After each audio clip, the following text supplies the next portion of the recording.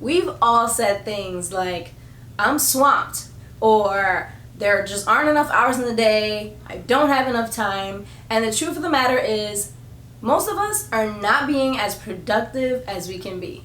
And I know we've all seen them, those very successful people that seem to get so much done, but yet we all share the same amount of time, 168 hours a week. Today I'm going to share some strategies on how you can be the best you by being more mindfully productive. Okay, so this is the time that you get a pen and paper and you date it and you answer all these questions very honestly, and then you work on it, and then you come back and revisit this piece of paper that you filled out. Let's start off by talking about future you, or just future us, right? First thing on this paper is going to be, would future you be happy with how you spend your time? A simple yes or no answer. Next is, who do you want to be? And by that I mean in the future, when you see yourself as a successful person, who do you see yourself as? What do you see yourself doing? Write that down, whether that's being a writer, entrepreneur, fit, whatever it is that you see yourself being, write that down. And then dig a little further and ask yourself, what would a successful blank do? How would they make their time productive? Is it waking up early, keeping a schedule, being consistent, eating right? Whatever it is, doesn't have to be a huge, ginormous list, but write just key points down. And it doesn't have to be like a huge, major life decision. It could be something as simple as you want to become fit, and ask yourself, what would a fit person do to become fit and to stay fit?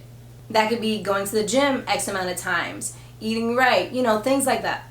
And we all make excuses for ourselves. And I know you do, because I'm also guilty of doing the same exact thing. And I think the craziest thing about making excuses for ourselves to not be productive and not get certain things that we really need and want to get done to be better selves, better us, the craziest thing to me is the fact that our mind actually makes us believe these excuses.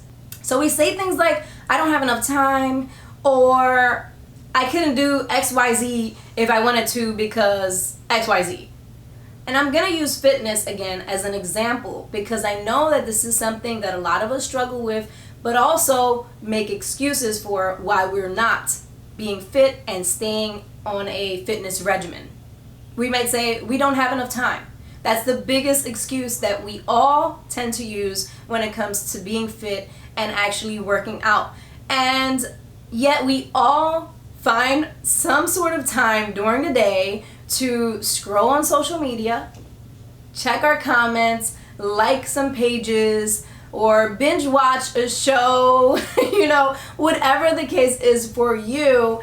We all have those things that we do that we can cut back even just a little, a couple minutes a day that we cut back on those, and you can just make space for the things that will make you more productive and actually get you to your goals faster. And this leads me to our next point, which is track your time. So for about 1 to 2 weeks, track your time and see what you're actually spending your time on. And all that takes is 2 to 3 times a day where you write down what you have done up until that time. And then when you look back at it a week or 2 later, you'll know exactly what you did, with this amount of time and with this amount of time.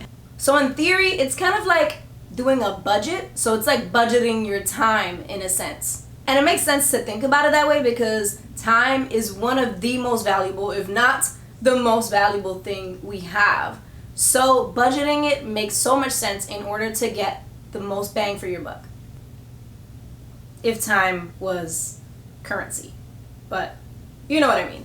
Also, make a schedule or a priority list with the most important heavy things to do in the beginning of the week. Simply because you get those done, you feel more fulfilled and more productive, like you actually got a lot of stuff done. And then we always will have things that kind of just like creep up on us and will come up last minute that we have to do, or that we forgot that we had to do and we still have to get done. It's much easier on yourself and on the weight to pick off one or two of the less important things that you have to get done and fill those in with a little bit of downtime, and then you can push those on to the next week. But you do not want to put those big, very important things out of the way. Basically, the heavy lifting is done by Wednesday. And regardless of what it is that you want to be or do in life, and you might already know what it is that means the most to you and fulfills you the most, and you might not know that yet. And if you don't know that yet, that's perfectly fine too. Which is also why it's very important for you to find a good balance of productivity and your time, so that you can figure out exactly what it is that fulfills you and makes you feel good and just meaningful. And last, but definitely not least, to being the best you is continue to learn and continue to grow. Because it is so important for you to just continue to expand your mind and learn new things, whether that is with a class, school, learning a new instrument, new recipes, listening to a podcast, reading a book, just learning new things that you, didn't know before. But that'll also help you figure out what is most meaningful to you and what makes you feel the best and most fulfilled if you haven't figured that already. Trust me, continuing to learn new things can really, really expand your mind and help you grow in so many ways, and also increase your productivity because it'll make you feel more accomplished and more grounded with yourself. So I hope you guys enjoyed this video. Don't forget to give it a thumbs up. Also, don't forget to subscribe if you haven't already, and I will talk to you guys soon. I love you all. Bye.